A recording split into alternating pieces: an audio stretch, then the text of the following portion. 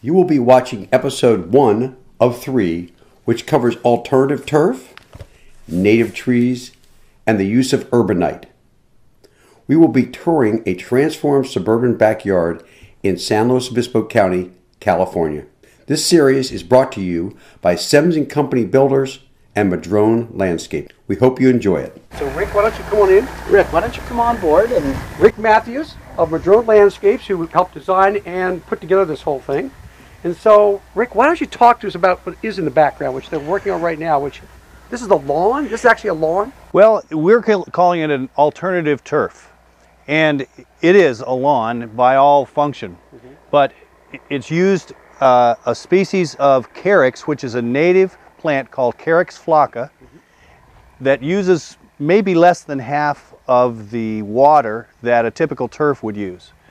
And so it takes a little time to get established, but in the meantime you've got a nice looking blue-green ground cover that spreads out and pretty soon becomes either a formal turf with conventional mowing or a meadow if you choose not to mow it. So I get that. So you have this option. So it's going to fill in, these little plugs are going to fill in.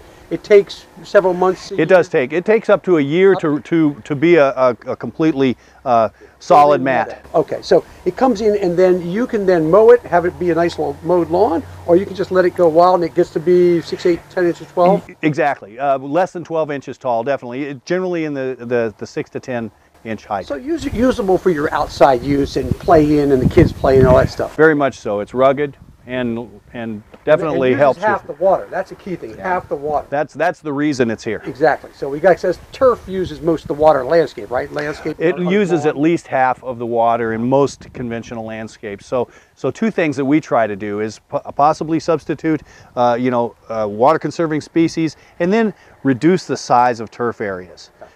Typically, for sustainability purposes, we like to limit it to no more than 20%, if possible. Okay. And this cost-wise, this costs the same as putting in a lawn? It's probably a little bit more to install this way. What we'd like to see happen is for turf sod growers to start offering this, because I think it would be a real benefit to everyone if we had real water conserving turf available. I see, gotcha. So now some of the other features, there's some beautiful plants that look like they're covered with all the local, these are oak chips or mulch?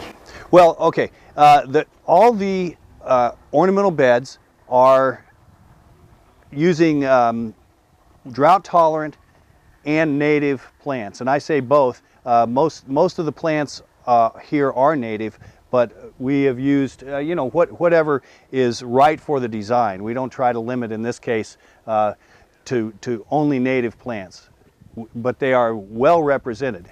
So the natives are used to the soil type, used to the amount of water we get here annually. That's right. This is like, as Bill said, this is the northern San Luis Obispo County area, Paso Robles, Atascocita area. It gets hot here. It gets to be 110, 115, and it gets down to 20.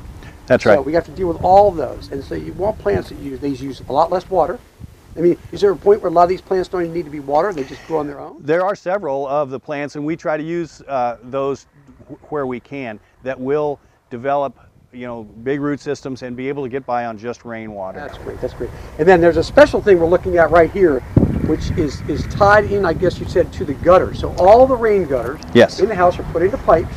The pipe comes into this dry creek bed. It's over here on the right, and it starts traveling through here. And speak about this and what this is and why people might do this in their project. Well, we discussed whether to call it a dry creek, a bioswale, or a system for rainwater harvesting, and I think that all of those terms apply to a degree to this. We've caught the rainwater and any runoff water into this dry creek, and it meanders through the yard and keeps the water on the site for the most part. It'll just soak in and then water what's here and return to the aquifer rather than channeling it off, out in the river in the background without having done any good on the ground here. So what we've done is oversize this so that it can really hold a lot of water and let it soak in and water what's here. That's excellent. Well, I'd like to take us around the corner to follow this little bioswale, detention basin, dry creek bed, and show some of the other features. So let's take a walk down here, down this path, which we can speak about, and see this next feature. So welcome back.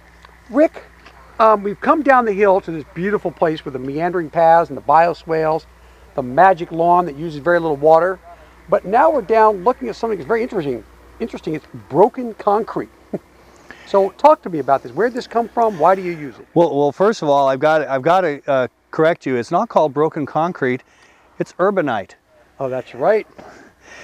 That's right. But what it is the old patio that was totally inadequate for an outdoor living room.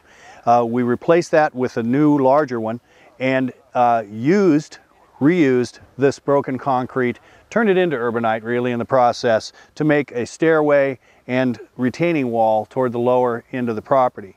It also operates as a catch and a slowing down of the water, known as riprap a lot of times, to continue the dry creek and sort of guide this water slowly and letting it soak in to water our bare root fruit trees, which were just planted here, and as we come around here and the water coming out.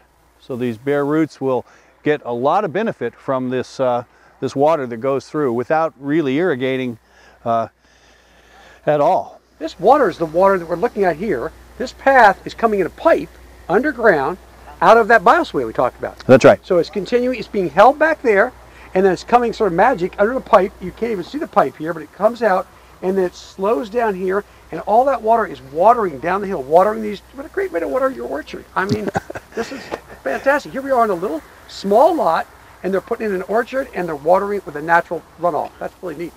And if you need a place to sit, here's the old tree, reusing that too. So we've all heard of the terms, you know, reduce, reuse, recycle. You know, I think you've done them all here. You've reduced the amount of water use you're going to use by making this efficient lawn, the native plants, the mulching.